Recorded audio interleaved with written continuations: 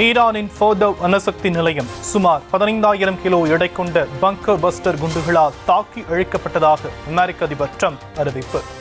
நீர்மூழ்கி கப்பல்கள் மூலம் ஏவப்படும் 30 டாம்ஹாக் ஏவுகணைகளை செலுத்தி நட்டான்ஸ், இஸ்ஃபஹான் அணுசக்தி நிலையங்களும் அழிப்பு. That the strikes were a spectacular military success. Iran's key nuclear enrichment facilities have been completely and totally obliterated.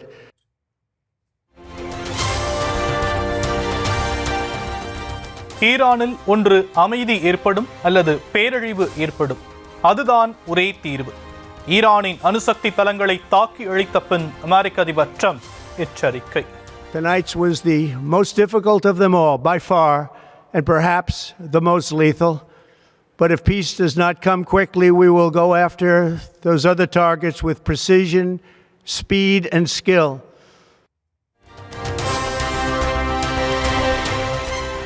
அமெரிக்காவுக்கு பதிலடி தர துணிந்தால் கடும் விளைவுகளை சந்திக்க நேரிடும் என அதிபர் ட்ரம்ப் எச்சரிக்கை. அனைத்து படை வலிமையையும் ஒருங்கிணைத்து ஈரானை சுக்குநூறாக்குவோம் எனவும் பகிரங்க மிரட்டல்.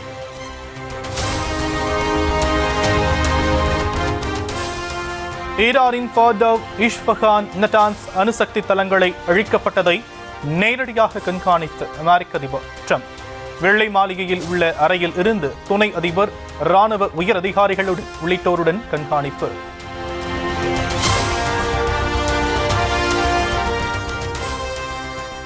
ஈரானிய அணுசக்தி நிலையங்களை தாக்க 37 மணி நேரம் இடைவிடாமல் பயணித்த B-2 பாம்பர்ஸ் போர் விமானம்.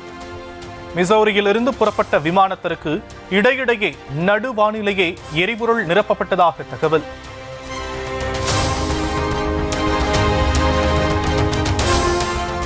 குண்டுவீச்சுகள் மூலம் ஈரானின் அணுசக்தி துறையை அழித்துவிட முடியாது.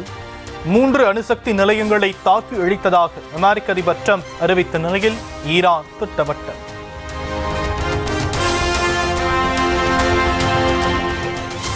மத்திய கிழக்கில் உள்ள ஒவ்வொரு அமெரிக்கரும், அமெரிக்க ராணுவ வீரருமே இனி ஈரானின் இலக்கு.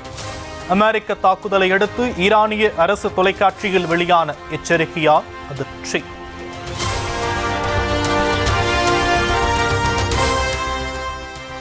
அமெரிக்க தாக்குதலால் மீண்டு வரவே முடியாத அளவுக்கான எந்த பாதிப்பும் இல்லை. அணு கசிவோ மக்களுக்கு பாதிப்போ இல்லை எனவும் ஈரான் திட்டவட்டம்.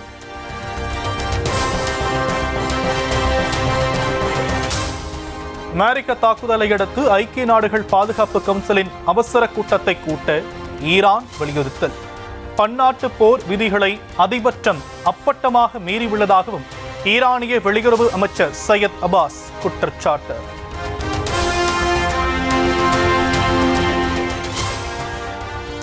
அமெரிக்காவின் தாக்குதலை மன்னிக்கவே முடியாது என ஈரான் கண்டனம். தற்போதைக்கு பேச்சுவார்த்தைக்கு இடமில்லை எனவும் ஈரான் வெளியுறவு அமைச்சர் ராக்சி திட்டவட்டம்.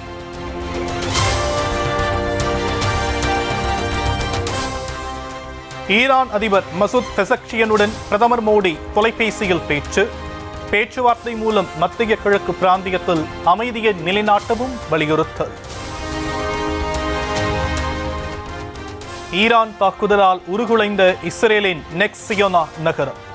குண்டுவீச்சில் கட்டடங்கள், வாகனங்கள் சுக்குநூறாகி கிடக்கும் காட்சிகள்.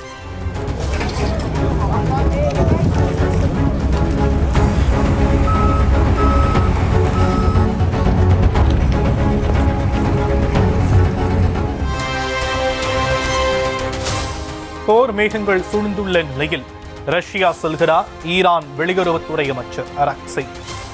அதிபர் புட்டினை சந்தித்து முக்கிய பேச்சுவார்த்தை நடத்த திட்டம் என தகவல்.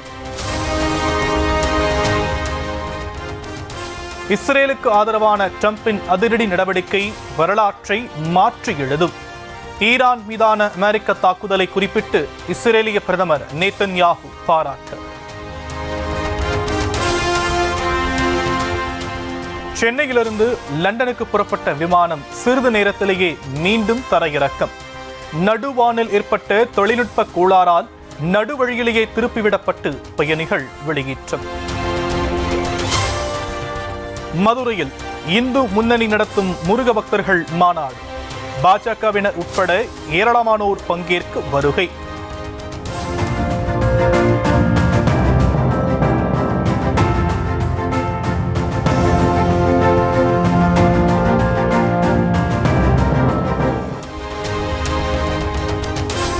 சேலத்தில் அதிமுக பொதுச் செயலாளர் எடப்பாடி பழனிசாமிக்கு வேலை கையில் கொடுத்த தொண்டர்கள். இந்து முன்னணியின் முருக பக்தர்கள் மாநாட்டுக்கு வாழ்த்து கூறிய நிலையில் புதிதாக கட்சியில் சேர்ந்தவர்கள் பரிசளிப்பு.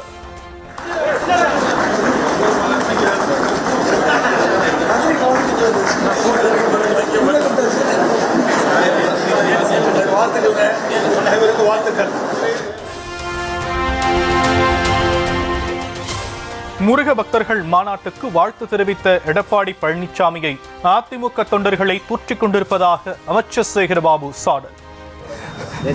அவர் கட்சியினர் பின்னாடி அவரை தூத்திக்கின்னு இருக்கிறான். அவர் யாருக்கு வாழ்த்து தெரிவித்தார். இந்த ஆட்சியை பொறுத்தளவில் திராவிட மாடல் ஆட்சியில் முருகனுக்கு பெருமை சேர்க்கக்கூடிய ஆட்சி. முருக பக்தர்கள் மாநாடு திருப்பு முனையை ஏற்படுத்தும் என்ற பாஜகவின் பப்பு வேகாது எனவும் கிண்டல். தேர்தல் முடிவா இன்னைக்கு இல்லையா? 2026 ஏற்கனவே இதெல்லாம் கையில் எடுத்து சுழற்றி பார்த்தார்கள். ஒன்னிய தமிழ்நாட்டில் பப்பு வேகாது. பாஜக மக்களை ஏமாற்றலாம், முருக பெருமானை ஏமாற்றவே முடியாது. மதுரை முருக பக்தர்கள் மாநாட்டை சுட்டிக்காட்டி தமிழ்நாடு காங்கிரஸ் கமிட்டி தலைவர் செல்வ பெருந்தகை சாடு. சூர சம்மாரம் பண்ணுவார். தமிழ் கடவுள் முருகனை ஏமாற்ற முடியுமா சொல்லுங்க?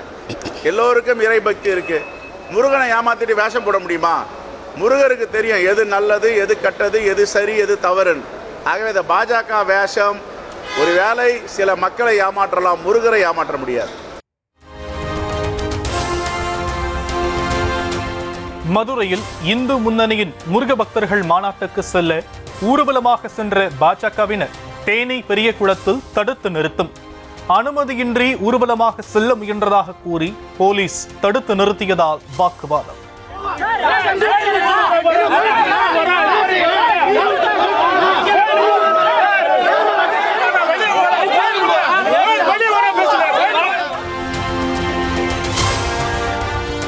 வரும் சட்டப்பேரவை தேர்தலில் திமுகவிடம் அதிக தொகுதிகள் கேட்கப்படும். வைகோ தலைமையிலான மதிமுக பொதுக்குழு கூட்டத்தில் தீர்மானம் நிறைவேற்றம்.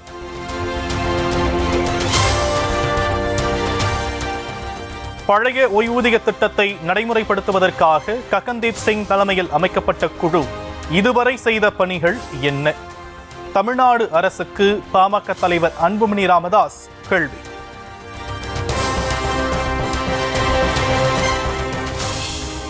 தமிழக வெற்றிக் கழக தலைவர் விஜய் பிறந்த நாளை ஒட்டி மாநிலம் முழுவதும் தொண்டர்கள் கொண்டாட்டம்.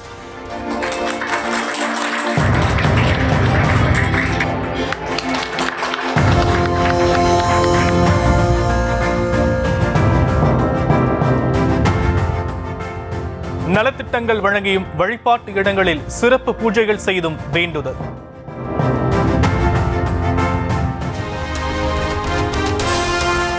தவிக தலைவர் விஜய் பிறந்தநாளை முன்னிட்டு காலை 8 மணி முதலே காத்திருக்கும் ரசிகர்கள் வாழ்த்துவதற்காக சாப்பிடாமல் கூட காத்திருப்பதாகவும் வந்து கை அசைத்து விட்டாவது சென்றிருக்கலாம் எனவும் ஏக்கம்.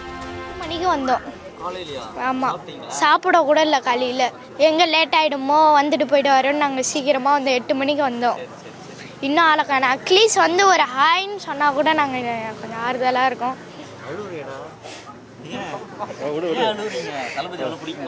அவ்வளோ பிடிக்கும். என்ன சொன்னாங்க? எதுவுமே ரெஸ்பான்ஸே இல்லை அங்கிள்.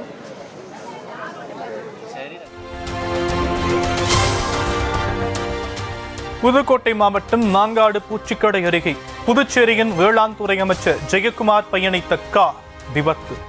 காயம் இன்றி அவர் தப்பிய நிலையில் தனி உதவியாளர் காயமடைந்து மருத்துவமனையில் சிகிச்சைக்காக அனுமதி.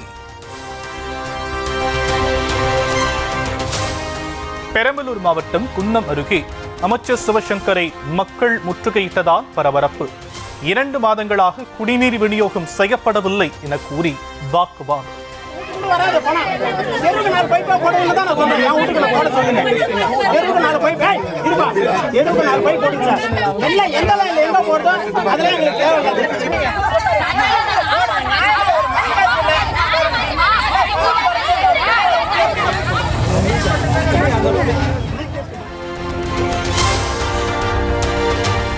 மயிலாடுதுறை மாவட்டம் மேலையூரில் உள்ள கடைசி கதவணையை வந்தடைந்த காவிரி நீரை வாஞ்சையுடன் வரவேற்ற கிராம மக்கள் தண்ணீரை தொட்டு வணங்கியதோடு தேங்காய் உடைத்து பூஜை செய்து நிகழ்ச்சி.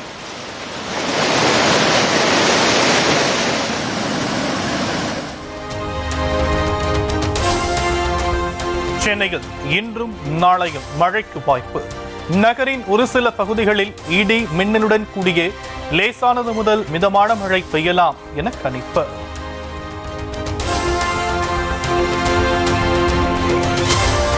சென்னை சூளைமேட்டு பகுதியில் மசாஜ் செய்வதாக அழைத்து 20 சவரன் தங்க நகைகள் மற்றும் பணத்தை பறித்ததாக புகார்.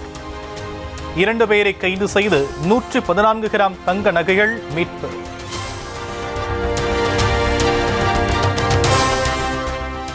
கிருஷ்ணகிரி மாவட்டம் ஒசூரில் தேசிய நெடுஞ்சாலையில் மேம்பாலத்தில் சேதம் ஏற்பட்டதால் போக்குவரத்து நெரிசல். சுமார் 1 அடி அளவில் விரிசல் ஏற்பட்டிருப்பதால் வாகன ஓட்டிகள் பொதுமக்கள் அவதி. புதுக்கோட்டை மாவட்டம் திருமயம் அருகே ராங்கியத்தில் பூட்டியிருந்த வீட்டின் கதவை உடைத்து 80 பவுன் நகை கொள்ளை. 5 கிலோ வெள்ளி மற்றும் 1.5 லட்சம் பணமும் கொள்ளை போனதால் பரபரப்பு.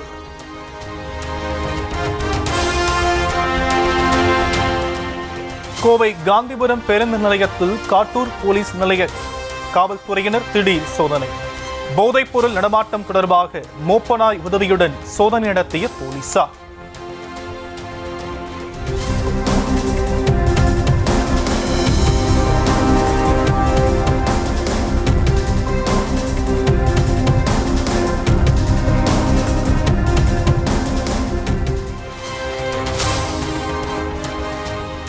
காஞ்சிபுரம் மாவட்டம் ஸ்ரீபெரும்புதூர் அருகே மாயமான பீகாரைச் சேர்ந்த 5 வயது சிறுவன் சடலமாக மீட்கப்பட்ட விவகாரத்தில் திடீர் திருப்பம். ஓரின சேர்க்கைக்கு இணங்க மறுத்ததால் சிறுவனை கல்லால் அடித்துக் கொன்றதாக அசாமைச் சேர்ந்த இளைஞர் கைது. நீலகிரி குன்னூர் நெடுஞ்சாலையில் கட்டுப்பாட்டை இழந்து சாலை ஓரத்தில் நின்று கொண்டிருந்த காரின் மீது மோதிய லாரி பள்ளத்தில் கவிழ்ந்து விபத்து. ஓட்டுநர் மற்றும் கிளீனரை உயிர் தப்பிய நிலையில் சிறிது நேரம் போக்குவரத்து பாதிப்பு.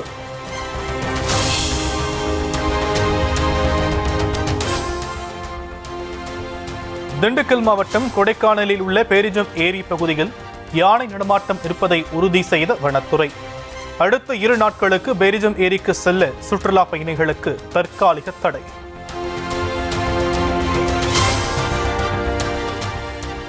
குஜராத்தின் போர்பந்தரின் பல்வேறு பகுதிகளில் கொட்டி தீர்த்த கனமழை. பலத்த காற்றுடன் பெய்த மழையால் வாகன ஓட்டிகள் அவதி.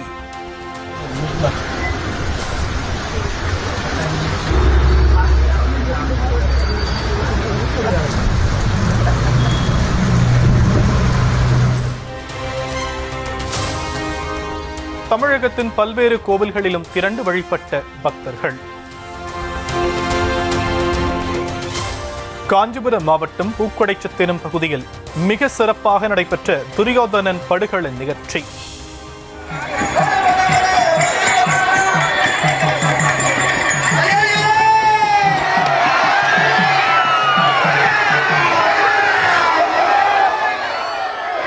சபதத்தை நிறைவேற்றியதுடன் திரௌபதி அம்மன் கூந்தலை அள்ளி முடித்த நிகழ்வை கண்டு பரவசமடைந்த பக்தர்கள்.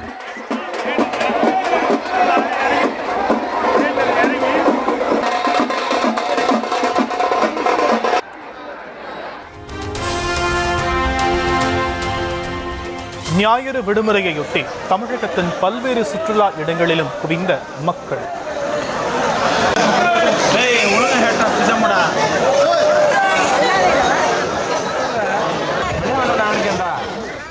குடும்பத்துடன் பொழுதை கழித்து மகிழ்ச்சி.